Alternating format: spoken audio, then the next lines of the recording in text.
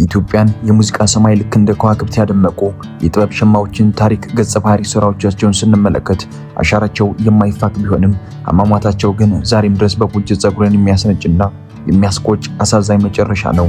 ታምረኛው ታምራት ደስታ፣ የማይተካው ድምፃዊ ጥላሁን ገሰሰ፣ ባለልዩ ቃናው ማዲንጎ አፈወርቅ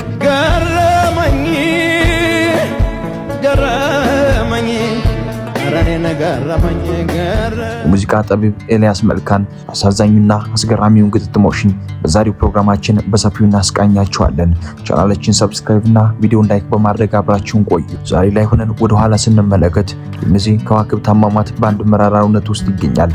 የሕክምና ተቋሞቻችን አሰራርና ቅልጥፍና በትልቁ ጥያቄ ምልክት ውስጥ አስገብተን በመጀመሪያ ፍቅር እንደ ተአምር ያጣፍጠልን ከያኒ ታምራት ደስታን አሟሟት እንመልከት። ምንድነው ሐሳብ ሁሌ ጭንቀት፣ ወደድንም ጠላን መቼም አይቀርም ሞት፣ እስኪ እንደሰት ዛሬን እንጫወትን ይለናል።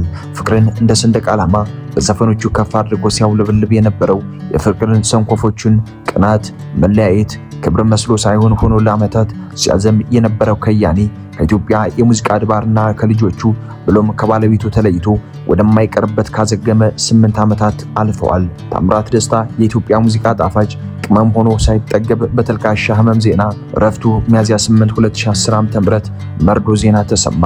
ምን አለ በይኝታ ያለሽ ለሰው አይመስልም፣ ያምራል ያብባል ፍቅራችን አንለያይም ቢልም አልቻለም። ቃሉን አልጠበቀም። እርሳት ይሉኛል እንዲል ከያኒው ኢትዮጵያውያንም እንርሳው ብለው ሊረሱት እንዳይችሉ አድርገው በየትዝታዎቻቸው በተቃቀፉ፣ በተሳሳሙ፣ በተቀጣጠሩ፣ በተለያዩባቸው አፍታዎች ሁሉ እኒያ የልቦናን ውቅር የሚጎነትሉ አሳዛኝ ዘፈኖቹ ታትመውና ፍቅር ላይ ከትመው ያስታውሷቸዋል። ታምራት ደስታ በተወዳጅ ዘፈኑ ሸኙኝ ልሂድ በቃ እያለ በተወለደ በ40ኛው ዓመቱ ይችን ማርናሬት ዓለም ተሰናበተ። 8 ዓመታትም ተቆጠሩ። በሁለተኛ ደረጃነት ጥላሁን ገሰሰ ወልደ ኪዳን ሳይታከም ያጣነው ንጉስ ታምራ ያልቅም እንዲል ኃይለ ሥላሴ መስከረም 17 ቀን 1933 የመስቀል በዓል ዕለት ከኩለ ቀን በኋላ በትልቁ እልፍኝ ጌጤነሽ በመተያዘች። በመጨረሻም ከቀኑ 10 ሰዓት ሲሆን ጌጤነሽ ወንድ ልጅ ተገላገለች።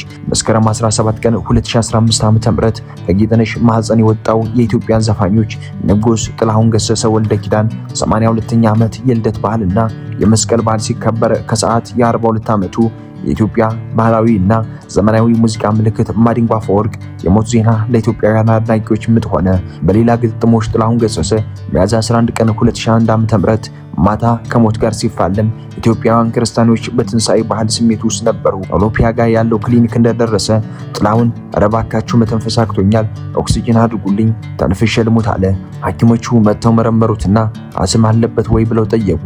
እንደሌለበት ተነግራቸው ኦክሲጅን ለማግኘት በተለይ በአንድ ወጣት ልጅ ከፍተኛ ጥረት ቢደረግም ሊገኝ አልቻለም። ስለዚህም የክሊኒኩ ሐኪሞች ለጥላሁን ምንም አይነት ሕክምና ሳያደርጉለት ወደ ልብ ሕክምና ማዕከል ውሰዱት ብለው መከሩ። ዘካሪያስ መሐመድ የጠቀሳቸው ምንጭ እንደሚሉት በሁለተኛ ክሊኒክም ለዘፈኑ ንጉስ ምንም አይነት የሕክምና እርዳታ አልተገኘለትም። በዚህ ጊዜ ውስጥ የልብ ምቱ እያነሰ ትንፋሹም እየጠፋ ሄደ። ከመኪና ሳይወርድ በግምት ከሌሊቱ 9 ሰዓት ገደማ ሕይወቱ ለአንዴ ላትመለስ አለፈች። አንዳንዱ ማዲንጎን እየነዳ ሄዶ ለምን ሞቶ ወጣ ብሎ ይጠይቃል። የሚወደድ ዘፋኝ መቼ ሆስፒታል ከገባ ተርፎ ያውቃል የሚለውን የጌታውን አለህን ግጥም በሰፊው ያስታውሳል። በአገራችን ከቅርብ ጊዜ ወዲህ ታላላቅ አርቲስቶች፣ ተዋንያኖች፣ የፊልም ባለሙያዎች በሕክምና ምክንያት በሚል ወደ ሕክምና ከሄዱ በኋላ ለአንዴና ለመጨረሻ በዚያው ተሰናብተው ሲሄዱ ይታያሉ። የዚህ ምክንያታቸውም ሊሆን ያልተፈታው ጥያቄ። ውድ ቤተሰቦቻችን ለዛሬ ያዘጋጀነውን ፕሮግራም በዚህ ቋጨን። በቀጣይ በሌሎች ፕሮግራሞች እስከምንገናኝ ቻናላችንን ሰብስክራይብ ማድረግ እንዳይረሳ። ሰላሙን ተመኘን።